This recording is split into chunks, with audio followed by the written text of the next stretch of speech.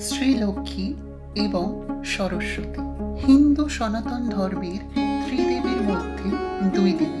দেবী লক্ষ্মী ধনসম্পদ, সৌভাগ্য ও সৌন্দর্যের দেবী এবং অপরদিকে দেবী সরস্বতী জ্ঞান, সঙ্গীত এবং সংস্কৃতির দেবী।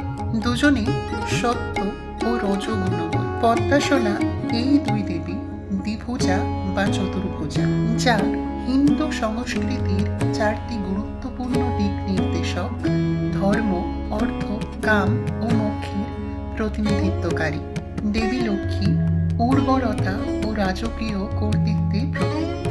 অপরদিকে দেবী সরস্বতী ছন্দ ও সৃজনশীলতার প্রতীক। এই ভিডিওটি কার্তিক মাসের শুক্ল ত্রয়োদশী তিথির বিশেষ দিনে গৃহমন্দিরে আয়োজিত লক্ষ্মী এবং সরস্বতী প্রতিষ্ঠা করো।